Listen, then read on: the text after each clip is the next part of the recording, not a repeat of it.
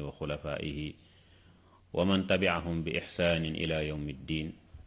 mbokk yi assalaamu aleykum wa rahmatullahi wa barakaatuhu. mbokk yi ñu ngi leen di nuyu di leen ziyaara di leen baalu aq di leen baal aq di jiital ci nuyoo bi ak Cheikh Sayid Muhammadin al Mustafa si xafizahu llah wa ayadahu wa raa. di ziyaar ñépp ñu nuy seetaan ci Mourchid TV, di ñaanal ñépp jàmm, di ko sàkku ci yéen ak xew-xew bi nga xamante ni moo lëmbe jamono muy feebar bi. di dolli di ñaanal suñu kilifa ndax jamono bi ñu toll ak xew-xew yi nga am yittey taxawal ci lii, kooku jar naa ñaanal. comme niñ ko baaxoo defee ci weeru koor muy université du Ramadan, ñu di ci njàng moo xamante ni ci la ñuy jariñu ba mu dellu si. ñu amati ci bind bu ñu bëgg di waxtaane, muy bind bu nga xamante ni ci lañ jële yeneen bind yi yépp, muy alquranul karim wa qadaaya al asr. alquran ak xew-xewu jamono yi, maanaam lu ko alquran àtte ak lu ci alquran wax. ñu cëralu ni ci tomb fiqhu nawaazil fi lxayaati almuasira. fiqhu nawaazil fi lxayaati almuasira, buñ ne fiqhu nawaazil dafay dugal xew-xewi jamono yi, ndax an naazila mooy loo xam ne dafa wàcc, mbir mu màgg mu wàcc ci nit ñi te musuñoo gis lu ni mel, te gisuñu àtteem ci alquran, gisuñu àtteem ci sunna, xewut woon tamit, kon amuñu ci ijmaa. léegi nu ñuy def ba tënk ko ba ni lii moo ci àtte suñu borom. moo tax buñ ne fiq moom nekkul loo xam ne nit ñi ñoo ko sos. ñu bari nag dañuy song fuqahaa yi, fekk fuqahaa yi niñ taarife fiq mooy al ilmu bil ahkaami al sharciyati al amaliya al muktasabu min adillatiha al tafsiliya. kon ab xam-xam la bu ñu jàng, waaye fu ñu koy jële ci alquran ak sunna, maanaam texte yi nga xam ni moom la ñu am. kon du lu ñu sos, ki koy wax amuñu lenn luñ ko mën a songe su fekkente ni jaar na ci yoonu mu war a jaar. naazila mooy loo xamante ni day mbir mu màgg mu wàcc ci jamono. kon comme li nga xam ni jamono bi moo xew, muy feebar bi ñuy wax coronavirus wala Covid-19, lëmbe na jamono, waaye diine tamit mi ngi dund, kon faaw attey diine am. léegi attey diine yooyu am na ci yoo xamante ni naka la ñuy def ba atte ko ni lii la ci suñu borom wax. moo tax ñu bëgg a waxtaane ay tomb. bu ci njëkk bi mooy introduction bi ñuy def. ñaareel ba mooy alqadaaya almuasira fi baabi tahaara, maanaam ci buntub laab yan question moo posé wu instant yi ak xew-xew yi nga xamante ni moo am. beneen ba mooy alqadaaya almuasira fi baabi salaat, ci julli yan xew-xew moo posé problème nit ñi ak xew-xewu jamono bi. ak alqadaaya almuasira wala boog al ahkam al mutaalliqa bil janaza, maanaam ñi nga xamante ni dañuy faatu, moo xam feebar bi moo leen faat wala leneen moo leen faat, ñoom it nu ñu def ak ñoom ci jamono bii, ndax li ci war lépp muy sang jullee suum. ak alqadaaya al muasira fi baabi siyaam, koor ak xew-xew jamono bi. alqadaaya al muasira fi baabi zakat, xew-xewi jamono bi ak joxem azaka. yooyu tomb bu waxtu wi yaatoo moom la ñu bëgg a développer incha allah. ci introduction bi li ñuy njëkk a wax rek mooy duñu mufti, li ñuy wax tamit du doon fatwa. kon ñaar yooyu lu jaral bàyyi xel la. fatwa dafa am ay daraja. am na muftil mutlaq, koo xamante ni moom dafay jël texte alquran wala mu jël texte sunna ni lii la ci yàlla àttee xew-xew bi nga xam ni kenn jiituwut woon wax ko lu ni mel maanaam amul benn information avant loolu kooku mooy mujtahid mutlaq ki nga xamante ni texte alxuraan bi la jël sukkandikuwul ci kenn génne àtte li ñuy wax génn na foofu nekkul ci étape boobu. beneen bi ci des mooy ki nga xamante ni taabia la mooy mujtahid taabia moo ko xamante ni moom dafa jàng li jiitu woon mën nañ jël bi ñu njëkk a wax étape bi ñu njëkk a wax comme imam Malik day jël texte alquran texte sunna génn ci àtte. deuxième étape bi comme Ibnu Qasim moom jàng na mazhabu Malik yépp li imam Malik jàngale ko léegi loolu imam Malik jàngale ay léeg-léeg àtte ñëw du ko ca gis léegi moom dafay sukkandiku ci àtte yi imam Malik doon àtte woo ak ay xawaayidam mu àtte xew-xew bi nga xamante ni moo xew loolu mooy mujtahidu taabia. am na koo xamante ni mooy mujtahidu taxriij mooy ki nga xamante ni dafay génne xew-xew ni lii la ci Malik wax te donte Malik fekkew ko ndax lan xool na Malik argument yi muy sukkandiku ak yi mu daan teg yépp su ko musaan sukkandiku su masala amee nii la ciy àtte ndax comme ça Malik dafay wax ni i'maalu dalilayni ahabu ilayya min ihmaalihima aw ihmaali ahadihima maanaam bu ñu ma tegalee ñaari xadis ma sànni leen ñoom ñaar mu ni bëgguma ko ma jël benn bi bàyyi beneen bi bëgguma ko li ma bëgg mooy ma fexe ba ñaar yépp ma appliquer leen. kon yow bu masala wàccee masala bi Malik fekkew ko waaye gis nga ni Malik moom xadis ñaari xadis rot na ci masala bi te jigéen na te day mel ni lu xaw a safaanu mu fexe ba dajale leen. ma jox la exemple suñu demee ci baabu sahwi ci julli soo demee ci mazhabu Abu Hanifa danaan la sujjóot yépp danga koy def boo sëlmalee ba pare mooy baada salaam. nga ñëw ci mazhabu Shafii ak Ahmad ñu ni la sujjóot yépp danga koy def qabla salaam. Malik ñëw boole ñaar yooyu mooy boo wàññee nga sujjóot qabla salaam soo yokkee nga sujjóot baada salaam. kon ñaari xadis yi ci rot yépp utiliser na ko loolu comme xaaidal Malik la yow même boo fekkewul Malik soo sukkandikoo ci règle boobu mu teg suñu tegee àtte mën nga ca sukkandiku àtte ni lii la Malik wax te donte Malik nekku fa.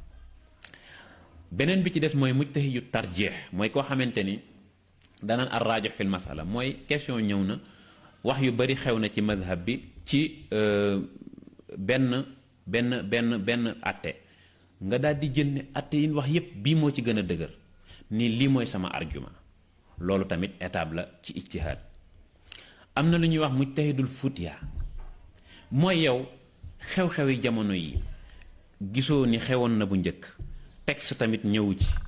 nga daal di ni xool xew-xew yi xemoon bu njëkk nga jël xew-xew bi xool ba mu ci gën a nurool nga jël ko wéer ko ca boobu loolu mooy ilxaaqu ilxaaq mooy nga jël dara aj ko ci beneen.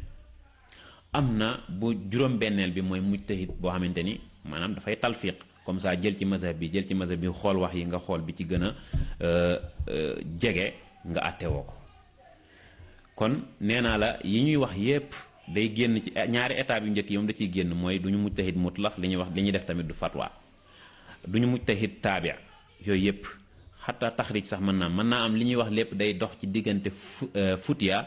ak diggante talfiq bayn al madahib. masala bu njëkk bi ñu bëgg a traité mooy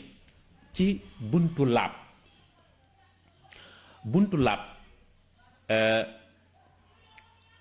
question bi ciy posé fi mu ne nii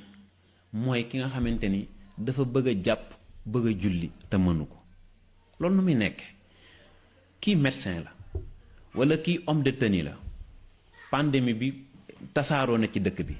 médecin bi bu xëyee tenue bi muy sol mënu koo summi lu dul na fii ak ngoon kooku nu muy def ba julli te tenue bi mënoo cee jàpp mënoo cee tiim ndax tenue bi ni mel du lu ñuy jàppoo ko tiim te mënoo ko summi ndax boo ko summi woon dafay yàqu maanaam doo ko mën a solaat da ngay summi rek lem dugal ca poubelle ba ndax xew feebar bi ni muy wàllaate yooyu kon li nga utiliser da nga koy laxas rek teg xam nga kooku kenn ñu mënul naan ko juróomi waxtu julli da ngay def waxtu wu jot nga summi tani boobu sol ko jàpp nangam déedéet kon léegi nu ñuy def te waa ji moom war naa julli te amul mu mënta jàpp mënul tamit tiim loolu wala fuqahaay wax faqidu tahurayn mooy ki nga xamante ne dafa ñàkk ñaari laab yi mooy ñàkk na laabu suuf ñàkk na tamit laabu ndox te war naa julli nu muy def ba julli loo léegi question boobu posé na fi mu ne nii posé na ci yenn ci malade yi posé na ci yenn ci homme de tenue ñi nga xamante ni dañu def couvre-feu bi monté du mënuñu summi seen dàll yi tout le temps ak seen liggéey rawatina nag médecin bi nga xamante ni moom sol na tëneem loolu bu njëkkoon yonent bi sallallahu alayhi wa sallam dafa jàngale alxuraan wax ni fa in xiftum fa rijaalan aw rukbaanan ci xare la doon wax mu ni su fekkente ni nekku leen ci sécurité amu leen dal gi na ngeen julli fa rijaalan julli leen di dox wala taxaw ak lépp rijaal ci arab mooy jamu raajil raajil mooy kuy liiru mooy kuy dox tànku neen rijaal aw rukbaanan rukbaan mooy jamu raakib ki nga xamante ni dafa war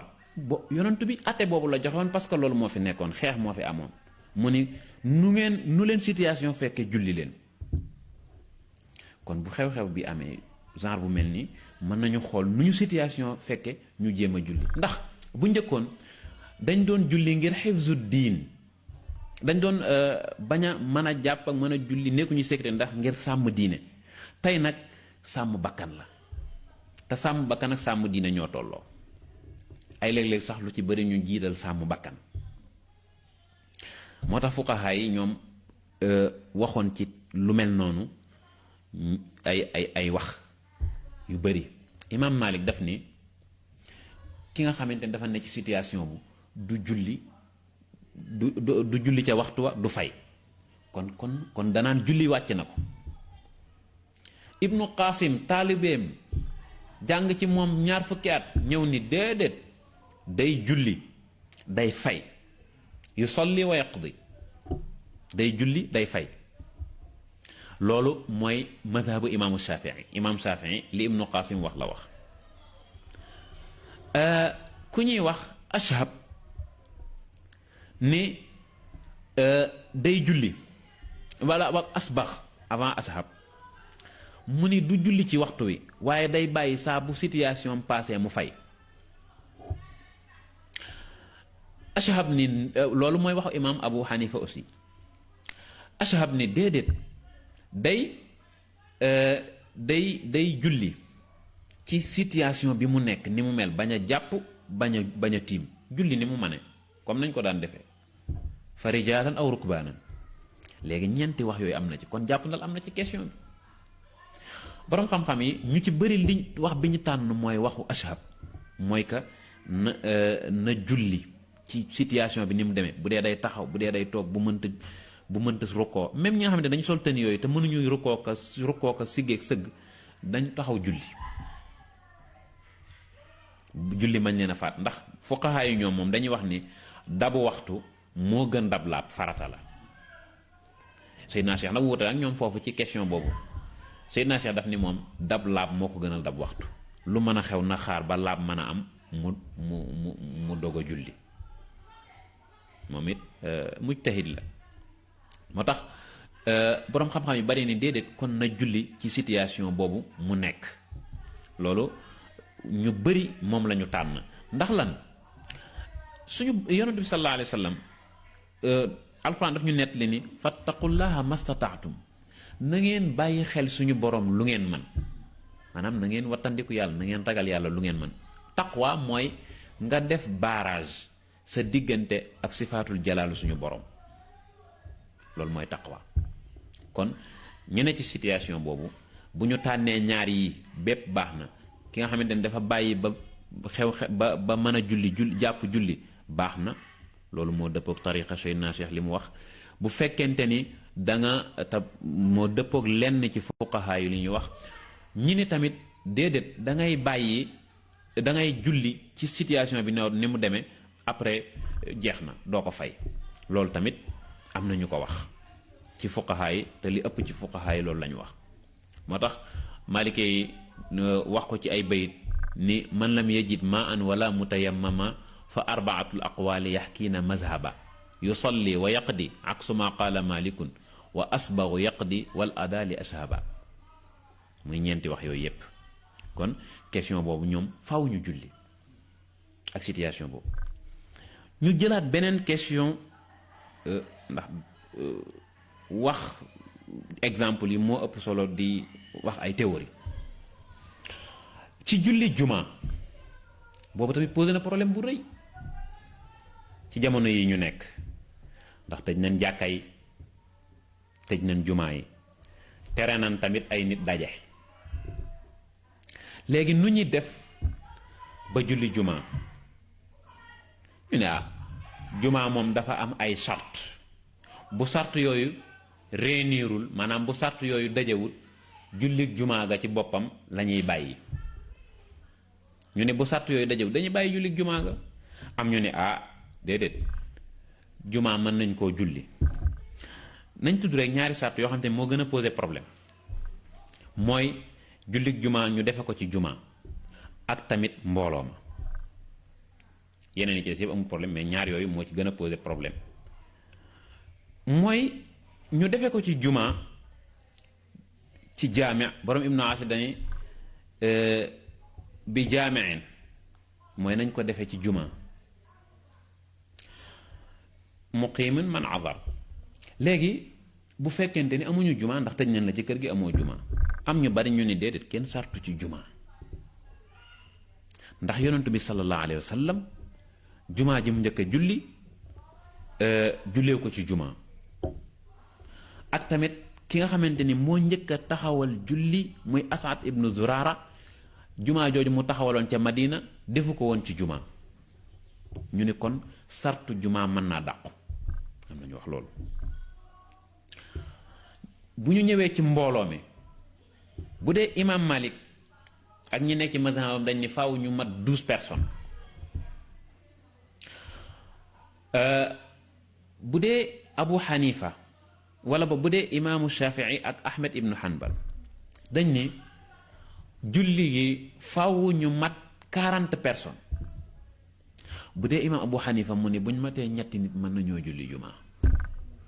buñ matee ñetti nit rek mën nañoo julli juma ndax mbooloo lañ ci waxoon te ñetti nit mboolool. bu fekkente ni dàq nañ ñaar yooyu maanaam dàq nañ mbooloo ma dàq palaasu juma kon man dañ koy mën a jullee ci kër. waaye nag julli koo xamante ni ñii dañ naan wér na ñii naan wérul te ko fa bàyyi julli goo xamante ni ñëpp d'accord na ni wér na te juma dafa am lu ko wuutu muy tisbaar soo mënul julli juma julli tisbaar day wuutu juma. te yonent bi sallallahu alayhi wa sallam ñu bari daanan tarde juma ngir ngànt wala dara waaye daawuñu julli juma seen biir kër yi dañ daan julli tisbaar wuutale ko juma. moo tax bu dee Maliki yi dañ cee sart juma sart ci istitaan ndax lan bi mawtinin qura qad furidat salaatu jumaatin li xutbatin talat bi jaamiin muqimin man azar xurrin qaribin bi ka farsaqin zakar. ñoom loolu lañ ci sart bu sart yi benn manqué rek loolu wàcc na dañuy jàll ci beneen. nee na bi mawtinin qura kon fi ñuy jullee jumaa na fa ay nit dëkk na nekkub dëkk. xad fa salaatu jumaatin bi xutbatin na am xutba bi xutbatin bi jaamiin nañ ko jullee tamit ci juma bu juma amul duñu julli juma. muqiim ki nga xamante ne day julli juma tamit na toog na nekk koo xamante ne nekkul ci tukki bu nekkee ci tukki wàcc na ko dootul julli juma leneen lay julli. muqimin man azar amul beneen ngànt tamit lu mel ni feebar ak yooyu. léegi nag ñoom sart yooyu mu tudd muqimin man azar xorrin na nekk gor qaribin jige jumaa ji qurin xaribin bi ka farsaqin zakar na nekk tamit góor charte yooyu yëpp mu ni yii bu amul jumaa waratut leneen moo war. kon situation bi ñu nekk mën nañoo àtte ni jumaa waratul bu fekkente ni jumaa waratul c'est pas l'appel ñuy julli jumaa ci kër yi comme sart yi dajewul jëratul julli ci kër yi nañ julli rek li koy remplacer muy tisbaar te julli goo xam ne ñépp daa d'accord ni wér na moo gën a wóor julli goo xamante ni ñenn ñi dañ koo yàq mooy lenn ci fuqaha yi yàq ni julli gi wérul ndax boo jullee ci lu dul 40 personnes imam Shafii imam Abu Ahmed ibnu Hanbal ni la sa amoo jumaa julli woo julli gi wérul su fekkente ni yées na 12 personnes muy fukki nit ak ñaar ba pare jullee woo ko ci jumaa imam Maalik ni la julli googu wérul du jumaa léegi nag kon am nga julli goo xamante ni ña ngi cay werante kon mën ngaa julli gu kenn werantewul loolu moo gën a wóor kon julli jumaa sart ya matatut nañ ko bàyyi aw ila zikrillah wa darul bay dafa wax ni bu ñu noddee noddu ñaareel ci bisub jumaa ku jaayati njaay ma araam na wérut ab sëy buñ ko fasee araam na di fa signé ay contrat de bail damay luyeeg damay nàngam araam na lan moo tax loolu araamoon taxawal jumaa dañu digle woon ñu dem taxawal jumaa léegi kon bu fa taxawal jumaa jógee est-ce que loolu dañ koy mën a def maanaam est-ce que loolu dina jàppandi ñu ni waaw bu fekkente ni jumaa ji taxawatul kay mën nañoo jënd mën nañoo jaay mën nañoo def leneen ndax lan illa bi mooy sabab li taxoon ñu tere julli jumaa mooy jënd ak jaay xam nga nag illa ak sabab ak maqsad ak xikma yooyu yëpp dafay jige waaye du bokk illa mooy li nga xamante ni ci lañu wéer jumaa ji maanaam jullim jumaa mi ci loolu lañ ko wéer ba atte bi li ñu tere woon ci lañ ko wéer bu fekkente li ñu tere woon ndax lan iza nudiya li salaati min yawmil jumaa fas'aw ila dhikrillah kon woote boobu amatut ndax bu ñu wootee dañ naan sallu fi buyutikum exemple julli leen seen kër yi kon nag te usul yu ne wax ne al xukmu yaduuru maa al illa maa illatihi wujudan wa adaman atte moom ak li tax ñuy atte ñoo ànd bu fi nekkee ñu atte bu fi nekkul de kenn du atte du war léegi kon bu fekkente ni tëj nañ jumaa ji julli amut nit mën naa jënd heure jumaa nit mën na cee jaay ndax loolu taxawatut bi ci des tamit muy beneen boo xamante ni dafa aju ci bisu jumaa mooy lu demee ni ki ay ngëneel la woon lu demee ni ki sangaayul jumaa lu demee ni ki jàng suratul kahf ngëneel yooyu ak tamit xool waxtu woo xamante ni waxtu nangu ñaan la yu demee noonu est-ce que yooyu tamit dafay des ànd ak jumaa julliwuñ ko wala yooyu tamit bu fi jullim jumaa jógee daf fiy jóge ñu ne mais loolu ay ngëneel la yooyu ay ngëneel la ajuwul ci jumaa ji mais ci bisu àjjuma la aju te bisu àjjuma moom jógu fi julli jumaa nag mën na fay jóg mais bisu àjjuma bi moom jógu fi ñu ne kon nag loolu moom mën nañ ko def kon bu bisu àjjuma mën ngaa jàng sa suratul kahfi jàng sa yaasin mën nga tamit di wër waxtu wi nga xamante ni moom lañ wax ne ci lañu nangu ñaan nga def say ñaan ndax awqaatul ijaaba dafa am makaanul ijaaba dafa am ndax ni ñu accordé qudsiyatu zaman ak qudsiyatul makaan noonu moo tax nit buy ñaan tànn place buy ñaan tànn tamit heure waxtu kon loolu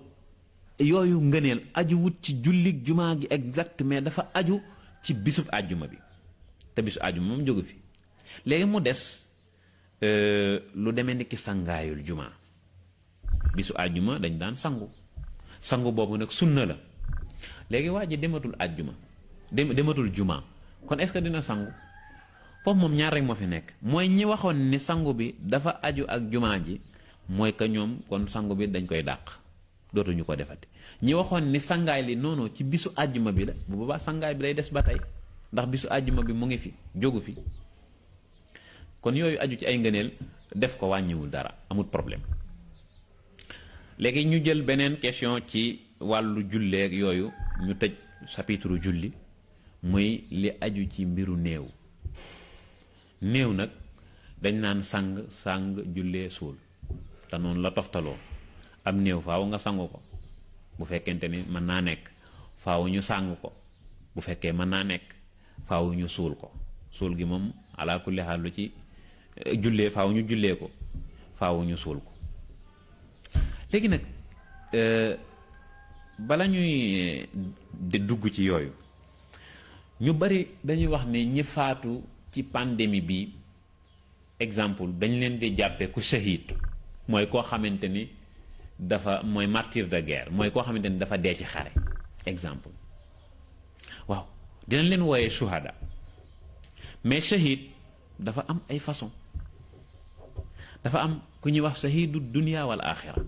koo xamante ni martyr la ci àdduna ak alaxira. ki nga xamante ni martyr la ci àdduna ak alaxira mooy ëllëg, kooku mooy ki nga xamante ni dafa faatu ci xare. lu ñu tax ñaan ko shahidu dunya mooy àtte àdduna sax loolu lañ koy àtte, mooy kenn du ko sang, kenn du ko sàng, kenn du ko jullee, dañ koy suul noonu rek, noonu la ko suñu borom bëggee. ndax nee na wala taqulu liman yuqtalu fi sabilillahi amwaatun bal ahya walakin la tash'urun. ñii ñu faat ci toolu xare bu leen wax ne dañoo faatu dee nañ seeni mbir jeex na, déedéet. yàlla nee na ñi ngi dund fi man, moo xam nu muy dundee foofu, waaye yéen du ngeen ko, xamuleen ko. yonent bi sallallahu alayhi wa sallam bi mu tiimee shuhadaa Uhud, ñi faatu woon Uhud, mu ni ana shahidun ala haulaai yawma alqiyaama, ñii man maa leen di seede ëllëg. mu daal di dig leen ni suul leen ak seen deret yéen taqan ak yépp, te kenn du leen sang, kenn du leen sàng, kenn du leen jullee, suul rek. léegi kooku moom mooy shahid, ndax àttey àdduna defal nañ ko mooy kenn julleewu ko, kenn sangu ko, kenn sàngu ko, dañ koo suul kese. am na nag ku ñuy wax shahidul axira faqat, koo xamante ni da doon défendre boppam ba faatu, kooku shahid lañ koy wooye. dañ laa attaqué ngay défendre sa bopp bañ rey la, dañ naan kii dafa shahid. ki nga xamante ni da doon aar alalam ba ñu faat ko ci, dañ naan kii dafa shahid. ki nga xamante ni dafa faatu ci yooyu, wala koo xam ne doon défendre boppam ak ak waa këram ak yooyu ba ñu faat ko, kooku tamit shahid la. waaye shahid boobu bokkul ak shahid bu njëkk bi, ndax shahid bu njëkk bi kenn du ko defal mbiru àdduna yi, kenn du ko sang, kenn du ko sàng, kenn du ko jullee, dañ koy suul noonu. mais shahid bii dañ koy defar àtte yooyu, moo tax ñu ni shahidul axira, ëllëg shahid la ko suñu borom di àtte. waaye ci àdduna dañ koy sang, dañ koy sàng, dañ koy jullee, dañ koy suul, dañ koy defal àtte yooyu yépp. léegi kon tomb bii am na nag koo xamante ni ñu jël boobu, koo xamante ni shahidu dunya kese lañ koy wooyee, koo xamante ni li tegu ci bët nit ñi mooy nan daa shahid. xanaa xamoo ni du ko daanu ci toolu guerre rek da ngaa shahid, ndax nit daanu na ci toolu guerre fekk làmboo woon na leneen lu ko ca génne. da ngay gis koo xamante ne ma ngay xeex ci yoonu yàlla, bëgg ñu ni diwa ko jàmbaar, gis leen mu faatu, yàlla ni ko doo shahid. donte defal nañ ko àttee àdduna, mooy kenn sangu ko, kenn kii. ndax yonent bi sallallahu alayhi wa sallam gis na wax na ko benn seede, gis koo xamante ni mi ngi xuus ci biir xare bi, yonent bi ni kii de min ahlin naar. affaire bi jaaxal ñépp. yonent bi ni kii de moom ci ñu du nitu àjjana, maanaam waa sawara la, te mi ngi ci biir guerre bi di rey ñi nga xamante ni gëmuñu yàlla. lu tax loolu? benn saxaaba ni nag dinaa ko topp ba leerlu lan moo tax yonent bi sallallahu alayhi wa sallam ni kii du nitu àjjana. mu topp waa ji, mais waa ji dafa dem ba ci biir xare bi ñu jam ko, jam bi metti, jéemu koo dékku, muñ ko, mu rey boppam, xaru na. waa ji doon topp ki ko doon topp ñëw ci yonent bi ni ko seede naa ne yow yaay rasulullah, ashhadu annaka rasulullah. ndax loolu mu ni ko ki nga doon yonent bi ni ko lu xew mu ni ki nga doon wax maa ko topp ba ca mujjëm dafa xaru. am na koo xam ni tamit noonu la def ñu xeex ba ñu guerre ba pare mu jël ci màng mi, maanaam li nga xamante ni ay kii la lu ñu gañe ci guerre bi. loolu mooy li alquran di wax ni waman yaxlul yati bi ma xalla yawma alqiyaama. loolu ku ko deewaale buñ la gisee shahid ci bët tamit soo demee ba ca biir di nga xamante ni du shahid. kon ñett yooyu moo am. xew-xew bi nga xam ne nag mooy pandémie bi muy corona bi exemple, ku ci faatu te fekk làmboo woon ay moy yàlla man nga doon shahidul axira, mooy ëllëg mën nañ la compter comme ku shahid. ndax yonent bi sallallahu alayhi wa sallam moment yi ñu wax na nit ku shahid la bari na, boo ko doon lim ëpp na 20. kon noonu lay demee. waaye nag koo xamante ni ma nga ca woon lu ko neex topp ba kanam faatu ci lu demee nii ñu ni shahid la, yonent bi waxul loolu. kon question boobu moom nekkul shahid bi, loolu leer na. léegi nag mu def sang ba, ki faatu nu ñuy def ba sang ko. bu fekkente ni docteur yi xool nañ ba ni lii day wàlle, ku ci sang néew mën na laa wàll ñiy dund, kon kenn du musiba la, duñ ko sang. léegi xew-xew bii li ma wax rek amut woon, waaye yu mel ni moom amoon na. léegi mën nañoo jël yooyu dëppale ko ak moom, ñu natt ko ci ay nattukaay la. bu ñu demee ci école imam Malik wax nañ ni bu fekkente ni ñaari situation bu amee néew bi kenn du ko sangu, mooy bu ñu ñàkkee ndox. ñàkk nañu ndox te mënuñu koo téye di ko denc yenn denc yi, nu ñu def? dañ koy tiimal. bu dee góor la yummima li mirfaqayhi ka adamil ma. Xalil dafa wax ni da dee góor la te amuñu ndox dañ koy tiimal ba ca conca ya,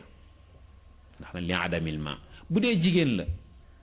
te ña fa nekk ay góor la ak yooyu, lu mu wax yummimat li kuwayha, dañ koy tiimal ba fii. kon bu njëkk situation amoon na, nit faatu mënuñu ko sang, ñu tiimal ko. beneen bi ci des mooy ki nga xamante ni dafa faatu ci même jamono boobu, ci jamono yu njëkkee ba avant lii di xew, nit faatu waaye dafa feebar boo xamante ni xëy na boo laalee sax der bi ruus, der bi wàcc. ñu ni kooku kenn du ko sang, dañuy jël ndox rek sotti ko, bu ñu paree nuñ ko mën a laxas ko daal di suul. léegi nag kon ñu ngi ci situation boo xamante ni nuroo na ak yii. léegi dañu xool bu fekkente ni docteur yi, gis nga jamono bii ñu toll nii ak xew-xew bi, fatwa yi docteur yi di fatwa moo gën a wér fatwa bépp. li docteur bi wax moo gën a wér li boroom xam-xam bi toog fee di wax. ndax docteur bi dafay wax ala ilmin, day waxee ci xam-xam, day waxee ci expérience, wax loo xamante ni lu mu tajriba la. kee nag dafa toog feere tiim ay texam di wax, bokkuñu. kee mi ngi ci terrain bi, moo tax seeni wax lu ñu accordé la ci lislaam, kenn wërta fatwa te diisoo woo ak ñoom. léegi bu fekkente nit dafa faatu ci jamono bii te ci feebar bee ko faat, docteur yi wax nañ ni feebar bi day wàlle. léegi nag nit ñi def nii lu baax la, mooy que docteur yi ak équipe yu santé bi ñoom ñooy jël seeni matuwaay defar ko ba mu baax, ba mu cekk, nañ koy sang kook lépp. bu dee dañ koy sang, waaye daal ñoo koy defar ba nga xamante ni suul rek moo ci def, wala sax ñoom ñoo koy suul, ndax xëy na peut-être kenn mënu ko jige ndax li xew. ndax moom faatu na ba pare walul ron ñuy dindi di ko tasaare. kon bu ñu taxawoon fële sotti ko raakolu ndox mu tooy, ñu xool nuñ ko mën a sange ñu sange ko noonu, nuñ ko mën a laxase ñu laxase ko noonu, ñi ko mën a suul tamit ñu suulee ko noonu baax na. waaye nañu ko defal ba fi ñu man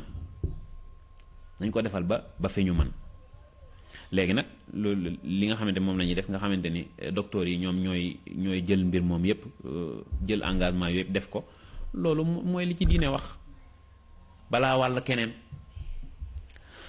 léegi mu des est-ce que ku faatu ci lu mel nii mën nañ laa déplacer mooy jële ko dëkk ak dëkk pour suul ko yooyu.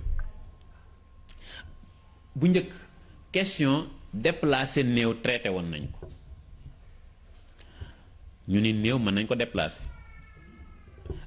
bu dee ci fuqaha ul maliki yi dañ ni dagan na ñu déplacer néew jële ko place yóbbu ko beneen place suul ko fi boo demee boo xoolee Sénégal gi lu ci ëpp loolu la ñuy def. wa jaaza naqlun in min badwin dagan na ñu déplacer néew donte dañ koy jële ca taax yi yóbbu ko ci kaw ga mën naa nekk rawatina bu dénkaanee loolu. am ñu ni waxuma sax dagan waaye dafa war comme Xirsi li mu wax ni walaw awsa an yudfana bi makaanin fa yajibu an yuttaba su fekkente ni dafa wax ni su ma faatu nañ ma yóbbu place sàngam nee dañ ko cee war a topp yóbbu ko foofu donte dañ koo suuloon sax mën nañ koo sulli dem yóbbu ko suul ko fa fi mu waxoon ñu suul ko fa. walaw dufina fi gayrihi yunqalu maa lam tunhak xormatuhu bu dul ni xotti ormaam da cay am ndax nag ku ñu suul ba pare sulli ga rek mën naa indi xotti orma ndax xanaa xamoo ni nit su xasee faatu léppam awra la moo tax nit bu faatoo rek dañ koy muur tànk ak baaraam yeeg sa awra la dañuy muur lépp.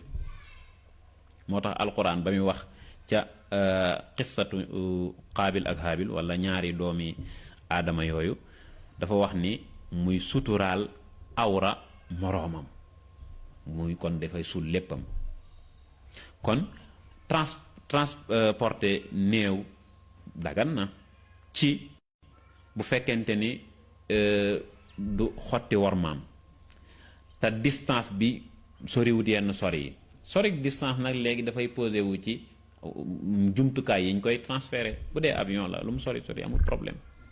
waaye bu dee leneen ko teg nga xam ne dafay sori mën na yàqu wala mën na am problème dafay xotti wormaam nañ suul foofu.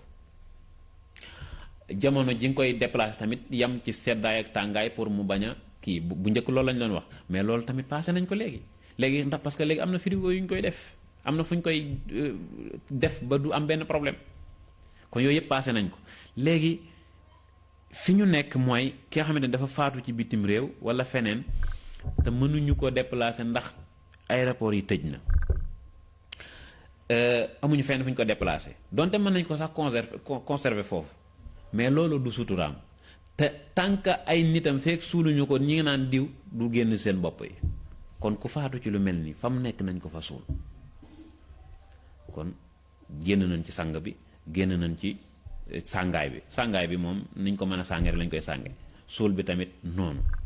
léegi mu des lan jullee gi jullee question biñ ci posé mooy est-ce que mën nañoo jullee néew ci distance maanaam utiliser internet wala dara imam ba taxaw fee di jullee ñun ñu topp ci moom di ko roy est-ce que loolu mën na nekk am na ñu ni waaw ndax bu dee suñ mazhabu imam Malik bii dañu wax ni nit ki mën naa toog ci këram di roy ci jumaa ji te bu loolu mënee nekk kon nit mën naa toog ci këram di roy ku ñuy jullee ku nekk feneen doonte bitim réew la waaye nag am na ay sartu yu ci nekk mooy nañu bokk heure bi ñu bu dee julli bu dee yeneen julli yi la bu dee julli farata leneen la dinañ ci ñëw ndax bu fekkante ni julli farata bu ñëwoon loolu mën na nekk sax comme ni mën a nekkee nii kii mënul di julli tisbaar kii julli tàkkusaan kii di roy ci moom wala kii nekk ci une heure kii nekk ci suba teel ñuy roy ci moom ndax bokkuñu heure yi julli yow yaa ngi julli fi sa heure jotagul kon faaw ñu bokk.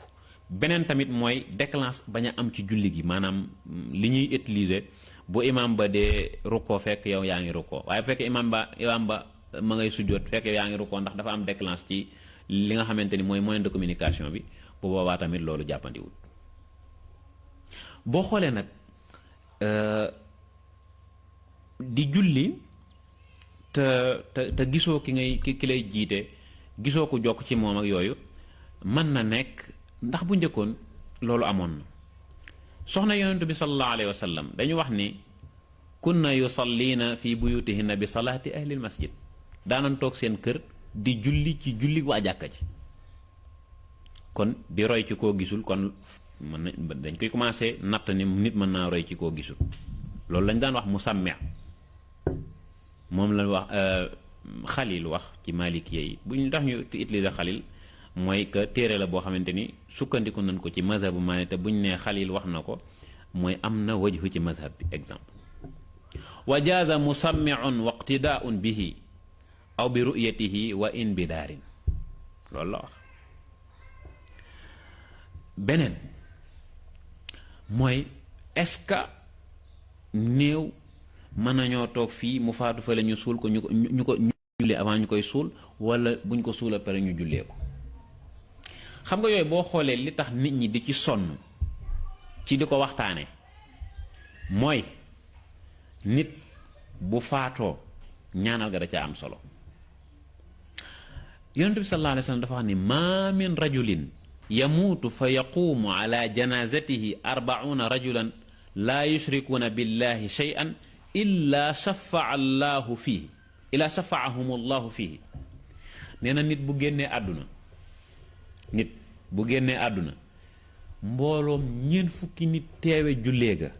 te ña ko teewe ay nit ñu yiwlan duñu bokkaale yàlla, nee na yàlla da koy jéggali bàkkaaram. moo tax nag loolu nit gaa yi ni loolu kenn du ko bàyyi mu jàll. kon moyen bu ñu mën a def ba jullee ko nañ ko def. moo tax am ñu ni kon nit bu faatoo ci situation yii kenn talut kenn, ay mbokkam sañ nañoo toog fii bu fekkante ne xew-xew bi dafa nekk fenn te newul feneen, daje mbooloo mu bari ñu taxaw jullee ko ñaanal ko, ndax lan yool boobu bañ ko raw. moo tax bu dee nag ci bu ñëwee ci école fiqh ci madhab imam Malik, ñoom dañu wax ni salaatul ghaib mooy jullee ko fi nekkut. dañu wax ni dañ koo sib mais araamul. loolu ab wax la ci. am na beneen wax bu ñu dafa dagan. jullee tamit koo xamante ni dañ koo suul ba pare dañ koo sib ñoom tamit ba tey, waaye araamul. kon kay bu fekkente ni mën nañoo jullee ko fi néewul kon nit mën naa faatu fële ñu jullee ko fii. ñu ni loolu ñeneen mënul nekk nag, lii seen problème li posé mooy yonent bi sallallahu alayhi wa sallam li mu def. yonent bi bi ñu ko tàggee Najaasi moom dafa taxaw daal ne gaa yi sàppe leen, ñu sàppe mu jullee ko. te Najaasi yaa ngi Éthiopie Habasha, moom mu ngi Màkka xaw ma wala Madina. normalement kon soree nañ, distance boobu am na, kon salaatul ghaib am na. ñi ni nag loolu mënul nekk, non dañ ne loolu xaas la, maanaam yonent bi kese moo ko jagoo. usul yu dañuy wax ne daawal xusuusiya laa yastaqim laa yastaqir. yow jékki-jékki nag lii xaas la, non fan lañ ko tegee ci xaas bi. ñu ne waaw ndax am na saxaaba comme ça Jaafar faatu na te julleewu ko. waaw Jaafar kenn du ko jullee, Jaafar shahid la, kenn du ko jullee. Jaafar shahid la, kenn du ko sang, kenn du ko sang, kenn du ko jullee, dañ koy suul noonu. bu dee qadiya dani loolu daal xaas la ci yonent bi, wala bu dul xaasit moom yàlla moo ko yëkkatil indil ko mu jullee ko. ala kulli xaal loolu gisuñu ko. moo tax Laxmi di boroom xam-xam ci madhabu imam Malik ni daal alqawlu bi jawaazi salaati ala alxaaibi axsanu. ma ne koo xamante ni nekku fi nañ wax ni nañ ko jullee, loolu moo gën. comme yiw la nit bu faatoo fa mu nekk ña fa nekk defal ko liñ ko war a defal, yow soo mënee am mbooloo mu ko ñaanal fii nañ ko ñaanal, waa ñëwul dara, ndax yiw la wooy sàkku woo koy wutal. kon jullee bi mu ngi noonu. beneen bi tamit ñu posé waat beneen question mooy que baamu julli gi mooy ñi ko yor mbooloo mu ndaw lañ, jullee nañ ko. beneen mbooloo ñëw di ko julleewaat, loolu tamit makruh la, dañ koo sib ci jamono ci mazhab Malik. bu dee mbooloo da ko jullee, mais bu fekkente ni kenn ko jullee kenn sibu ko. waaye mbooloo kay am na ñu naan tafaadul amul ci mbooloo, mais mbooloo dina am tafaadul, maanaam gënante ci gën gaa bari. mbooloo lu mu gën a bari gën, yool ba gën. gis nga boo xoolee mbooloo moteur la boo xamante ni, xam nga julli wutal ko ruux dafa jafe. kenn nit mënut a wutal ruux julli, ndax boo kàbbaree bala ngaa sëlmal sa xel mi dem na fu ne fu ne sa xel mi dem na fa. kenn mënul ni la ba ma kàbbaree ba ni ma sëlmee sama xel génnul julli, génnul ci yàlla, néew na. léegi nag bu fekkente ni mbooloo la, benn moteur la rek, bu kenn demee keneen a ngi costé, bu keneen demee keneen a ngi costé. loolu moo tax ñu bëgg julli mbooloo. léegi nag bu fekkente ni comme baamu julli ak julli ci ku fi néewul ak yooyu yépp wax nañ ci loolu, mooy que ni ku faatu ci lu demee nii mën nañ laa jullee foo néewut ci mbooloo ñu ñaanal la, maanaam mën nañ laa defal salaatul ghaib. bu fekkente ni tamit communication bi mën na nekk, mën nañ ko def direct di dégg, waaye na fekk rek communication bi jàppandi. mooy imaam ba bu kàbbaree yow yaa ngi kàbbar, bu rukkoo yaa ngi rukkoo, bu sujootee yaa ngi sujoot, bu sëlmalee yaa ngi sëlmal, nga xam ne day nekk direct, du am déclenche. bu ko deful rek amul problème, ndax loolu lañ mën a natt ci julli musammi. ndax bu njëkkoon dañ ne musammi maanaam nga toog fii di julli di roy ca jàkka ja, mën naa nekk. benn problème rek mooy posé, mooy ki nga xamante ni dafay roy ci kii di julli. bu doon julli ba ci yàgg courant coupé wala nga ñàkk écho déggatoo nooy def. moo tax ku ñuy wax Abu Yusuf da doon wax ni nit bu maîtriser benn xam-xam rek da koy permettre mu maîtriser xam-xam yépp. Kisaa yi moo doon wax loolu. Abu Yusuf ni ko naa la laaj ay question ci fiqh nga tontu ma ko, ndax yow naxwi nga comprendre. mu ni ko ki nga xamante ni dafa julli juum ci julli gi di sujoodu sahwi, bi mu sujoodu sahwi bi juumaat ci sujoodu sahwi bi, léegi kooku nu muy def? mu ne ko du ko sujootal. sujoodu sahwi kenn du ko sujootal, ndax yow boo julli woon juum di ko sujootal, juumaat ci sujoot gi, est-ce que da nga koy sujootal? mu ni ko mukk. mu ni ko foo ko teg? mu ni ko ci naxwu. mu ni ko ndax mu ni ko ci fan? mu ni al musagharu laa yusagharu, lu ñu tasxiir ba pare kenn du ko tasxiiraat. ku tudd Usayd kenn mënu koo jël di ko tuutalaat, maanaam forme bi ñuy defee tasxiir ci en arab. mu ni ko fiq de noonu la ci demee tamit. mu ni ko waaw, gaa ñi nga xam ne dañu doon julli ci géej gi yor war ay gaal yu différent, ñu dem ba ci yàgg duusi géej yi ñëw tàqale leen, te benn imaam lañ amoon, imaam baa ngi ci kanam, duusi géej ji tàqale leen. léegi ñooñu avant ñuy sëlmal affaire bi dal, gaar yi tasewaat, est-ce que dañuy continuer di royaat ci imaam bi wala nu ñuy def? mu ni ko déedéet, du ñu continuer di royaat ci imaam bi. mu ni ko foo teg loolu? mu ni ko laa wasla ba'da al-qat'i. bu dee ci naxwu, boo dee toftale naan diw ak diw ak diw, nga dugal fi dara beneen wax ba mu kii nga daal ñëw bëgg a jokkaat, du mën a ne. mu ne ko nag laa wasla ba'da al-qat'i, ñoom bu ñu dajewaate tamit ku ne lay àggale sa jullit bopp. kon fi ne nii boo doon roy ci koo gisul, bu courant bi coupé dog-dog bi am lu yàgg ñëwaat, doo jokkaat ci moom de, da ngay continuer sa jullit bopp, parce que mën naa am xamoo fu mu yem. te bu fekkee da nga ànd ak moom ci rakkaam ñaareel, fekk moom yow sa rakkaam ñaareel moom mu ngi ci rakkaam ñetteel, du dem. da ngay continuer sa julli bopp. am na ñu ne tamit dañuy dagg julli ga julliwaat ñoom. wa man yasil bi imaamin wanqata tasmiuhu fa fi taraddudi waqa fa qiila yaqtau wa qiila bi tamaam wal awalul mashhuru xatman lil imaam. kon problème boobu rek xëy na mooy posé. léegi ci bu dee ci koor, xam naa yeneen question yi xëy na duñ ci mën a àgg ndax waxtu wi, waaye ci koor moom dañ fiy wax maanaam lu xiinul xëy taw, ndax da ngay gis ku taxaw fële naan la mën nañoo dog bañ a woor ndax corona bi. ah yow feebaroo, yaa ngi wér, nekk sa kër, dara jotu la, nga ne da ngay dog, foo koy teg? alquran daf ni yaa ayyuha alladina amanu kutiba alaykum alsiyaamu kama kutiba ala alladina min qablikum laallakum tattaquun ayaaman maadudatin faman kaana minkum maridan yow na maridan da nga na fekk yow da ngaa feebar waaye kay ki feebaru bokkul aw ala safarin fa iddatun min ayaamin uxar ñi nga xamante ni feebar na ñoom ci beneen yeneen fan ñu fay waaye bala nga naan kay nañ aj weeru koor nañ nàngam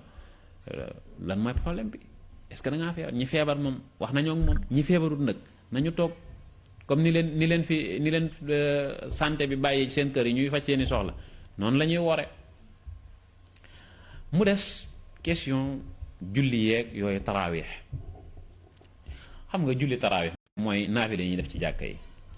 loolu moom mu posé wut problème ndax loolu aslan ci kër lañ ko daan defe ci jamono yonent bi ci kër yi lañ ko daan defe jamono yi Abubakar ci kër yi lañ ko defe Omar moo ñëw ñu koy def ci jàkka yi waaye ca kër yi lañ daan naafila kon li nga daan def jàng alxuraan yooyu yépp mën nga ko def julli taraaweex du problème kon foo ko mën a jullee mën nga koo jullee ko sa kër ndax loolu mooy cosaan bu njëkk ci kër yi lañ ko daan jullee ba Omar bi mu ko indee ni ni'matil bidaatu haadihi dese woon na yeneen point lu demee ni que lu jëm ci baabu zakat azaka ndax est-ce que nit ñi bu ñu loroo ba yenn kii mën nañ leen a jox azakata waxtu wi jotagut ak mbiru aj màkka geeg yooyu est-ce que aj gi dañ koy bàyyi définitivement wala kenn da koy taxawal ndax ñu taxawal sha'ira beeg yooyu xëy na loolu bu ñu ñëwee ba ca munaqasa ba muy discussion ba incha allah yuñ ci mën a leeral rek ñu leeral ko li ñuy tëje daal mooy que ni xew-xew yi xew du liñ ciy wax ñun du àtte yu bees waaye ay àtte la yoo xam ni amoon na bu njëkk lii xew nuroog moom ñu jël ko wéer ko ca loolu mooy savant bi nga xamante ni mooy futiya ñiy fatwa boobu niveau lañ war a am ñun nag liñ doon wax lépp nett li lu jàlloon la waaye kuy fatwa war ngaa xam ban étape ngay waxe ak ñan ngay waxal ak ban temps ngay waxe te tamit kenn sëñ ta fatwa koo xamante ni bokku leen dëkk bokku leen situation xamoo lu xew ci moom ndax loolu moom baaxut beneen bi tamit mooy sëgg rek ci texte yi lii maam Cheikh waxoon nee na maa fil kutubil fiqh ila al xusumaat téere fiqh yi werante rek a ca ne te effectivement wax na dëgg mënuñu bañ a werante ndax ku ne da ngay waxe sa effort bopp ak sa xam-xamu bopp léegi nga jël nag texte boo xamante ni yàggoon na nga sëgg ca ni duma ko bàyyi di nga lor ka ngay waxal lor ñeneen sëñ Cheikh waxoon na ni benn waay ñëw na di laaj fatwa jabaram joo xamante ni dañ ko fase waa ji dem génne téere bu fënd muy fatawaaye liis daal di koy fëgg nag teg ci taabu bi waa ji ni ko waat naa ci yàlla ni téere bi dooma ci àtte ndax boo ko àttee jabaram tas te moom bëggul lool lu rek la sëy bi la bëgg moo tax kenn du sukkandiku rek ci ni texte ba fi newoon dem moom la ñu appliqué tey déedéet moo tax imam Qarafi wax ni wal jumuudu ala al manqulaati abadan dalalun fi ddin wa jahlun bi maqasidi sharia wa jahlun bi maqasidi ulamai al muslimina wa salafi al maadi xëy rek sëgg ci texte yi wow ci ni du ma ci déranger wu du ma ko génn di nga lor sa bopp lor ñeneen lor sharia kon niveau boobu moom la ñuy wax ñu dellu di sant waa Mourchid TV di leen ñaanal yàlla jëmale leen kanam ndax li ñuy doxal ci diine ji néew na presse bu koy doxal ci diine kon yàlla na yàlla yokk seen man-man lépp nag kilifa gi la moom mooy lépp moo am xalaatu situation bi ni mu mel nii tëj nañ jàkka yi tëj nañ jumaa yi tëj nañ aéroport yi tëj nañ port yi nga tijjil diine bunt loolu lu rëy la vision bu sori la xëy na nag ba mu ko commencé yàgg na kon nag di ñaan yàlla mottali ko yàlla gën ko kàttanal gën ko dëgëral gën a dëgëral ñépp yàlla def tamit xew-xew yi nga xamante ni moo xew ci jamono tamit yàlla yëkkati ko fi ak jàmm di ñaanal ñëpp jàmm di ko sàkku ci yéen wa axiru daawaana an alhamdulillahi rabbil alamin wasalaamu aleykum wa rahmatullahi wa barakaatu.